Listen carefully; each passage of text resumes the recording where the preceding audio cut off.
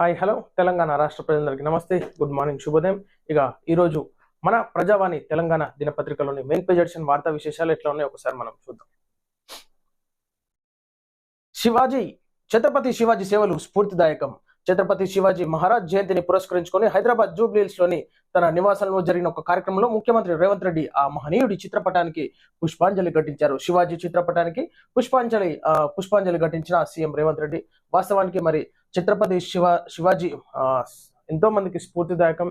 మరి తన జీవిత చరిత్రని ఎంతో మంది గుర్తుంచుకోవాల్సినటువంటి విశేషం. ఎందుకంటే మన భారతదేశంలో ఎంతో మందికి స్ఫూర్తిదాయకంగా ఈ ఛత్రపతి శివాజీ మహారాజ్ సేవలు మనం మరవలేనివి. తన ప్రాణ త్యాగానికి కూడా మరి ఒడగట్టి ఉన్నటువంటి భారతదేశం కోసం తన ప్రాణాలని పణంగా పెట్టి మరి ప్రజల కోసం నేను ముందున్నానంటూ ఎంతో మందికి ఒక లీడర్ గా, మంచి ఇన్స్పిరేషనల్ ఫైటర్ గా మన ముందున్నారు. సో తనకి పుష్పాంజలి ఘటించి నివాళులు అర్పించడం జరిగింది మన ముఖ్యమంత్రి సీఎం రేవంత్ రెడ్డి గారు. Silver Jubilee celebrations. ఊరూరా గులాబీ జెండా ఎగరేద్దాం. డిప్లొమాటిక్ పాస్పోర్ట్ కోసం దరఖాస్తు. ఎర్రవల్లి నుంచి సికింద్రాబాద్ పాస్పోర్ట్ కార్యాలయానికి. ప్రస్తుతం సాధారణ పాస్పోర్ట్ పొందిన ఉద్యమ నేత అక్కడ నుంచి తెలంగాణ భవన్ కు పయనం. ప్రభుత్వ వైఫల్యాల మీద ఏ నిర్ణయం తీసుకుంటారోనని ఆసక్తి. జనంలోకి వచ్చిన గులాబీ బాస్ కేసీఆర్ కాక అప్పుడో ఇప్పుడో వచ్చి ప్రజలకు కనిపించారు. నిత్యం ప్రజల్లో ఉండాలి.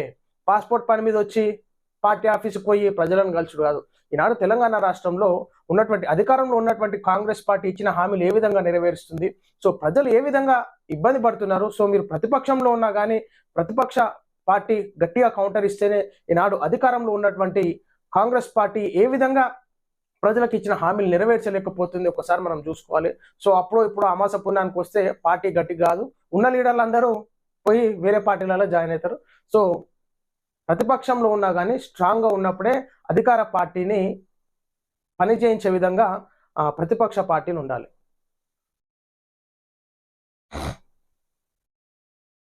హాస్టళ్ల మెనుపై నివేదిక ఇవ్వండి. ప్రభుత్వానికి హైకోర్టు ఆదేశం. రాష్ట్ర వ్యాప్తంగా ప్రభుత్వ వసతి గృహాల్లో విద్యార్థులకు అందిస్తున్న మెను వివరాలను 2 వారాలు నివేదించాలని హైకోర్టు ధర్మాసనం ఆదేశించింది. మనకి ఏమి ఇచ్చినా కానీ తిండి చక్కగా లేకపోతే ఏం చేయలేం. హైకోర్టుకి నివేదిస్తే హైకోర్టు అధికారులు, ఈ ఫుడ్ ఇన్స్పెక్టర్లు అధికారులు వచ్చి రోజు చూడరు. సో మినీ ఇచ్చినంత మాత్రాన అది కరెక్ట్ కాదు. ఉన్నటువంటి అధికారులు నిత్యం పర్యవేక్షించాలి. విద్యార్థులకు ఏ విధమైనటువంటి వసతులు అందుతున్నాయి, ఏ విధమైనటువంటి విద్యను అందిస్తున్నారు, ఏ విధమైనటువంటి ఫుడ్ ఫెసిలిటీస్ని అందిస్తున్నారు, ఏ విధమైనటువంటి సౌకర్యాలను అందిస్తున్నారో నిత్యం పర్యవేక్షిస్తే అదేమన్నా దారిలో నడుస్తుంది. కానీ హైకోర్టుకి నివేదికలు ఇచ్చి అది ఇచ్చి ఇది చేస్తే అదేం కాని పని. నిమ్మకు నీరెత్తనంటే అధికారులు ఉంటే ఎన్ని హైకోర్టు ఏ ఆదేశాలు ఇచ్చినా అది కాని పని. కానీ రూటు మార్చిన ట్రంప్. అక్రమ వలసదారులపై ఉక్కుపాదం మోపుతున్న అమెరికా అధ్యక్షుడు ట్రంప్ తాజాగా రూటు మార్చారు.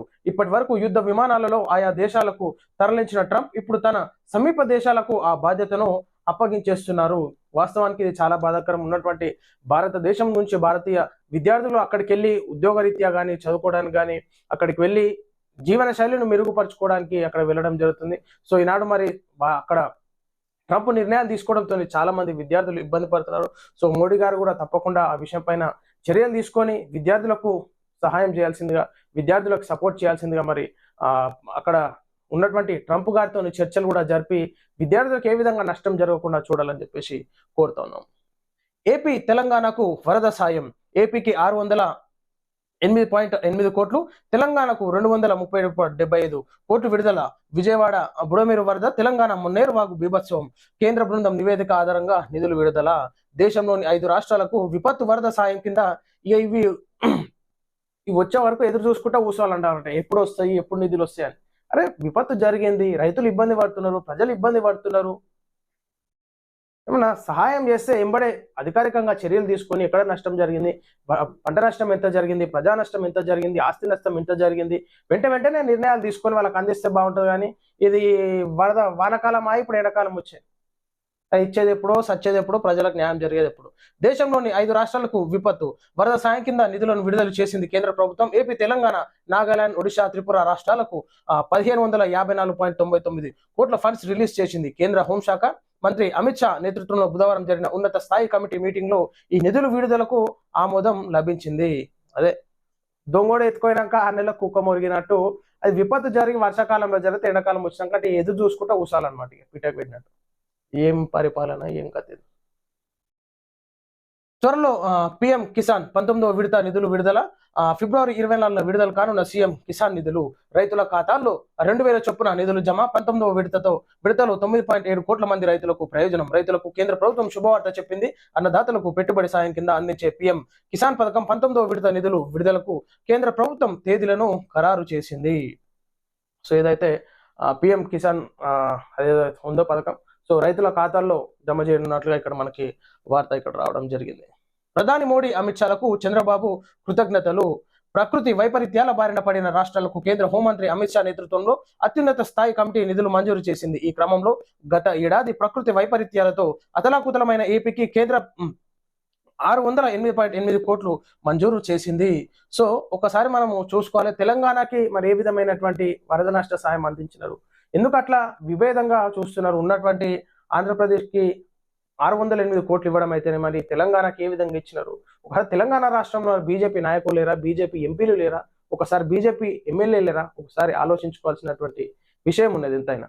ఎందుకంటే ఈనాడు ఆంధ్రప్రదేశ్లో ఏ విధమైనటువంటి నష్టం జరిగిందో తెలంగాణ రాష్ట్రంలో కూడా అంతే జరిగింది. కానీ ఆంధ్రప్రదేశ్ని ఒకలాగా, తెలంగాణ రాష్ట్రాన్ని ఒకలాగా చూడడం కరెక్ట్ కాదు.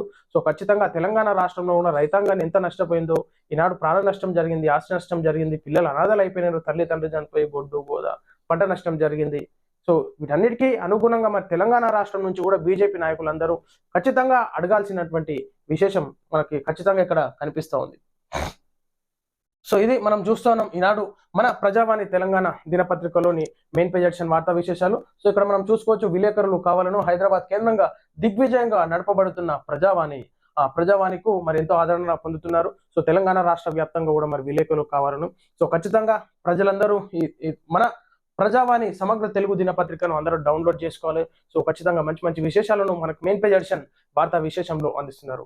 అందరికీ నమస్తే.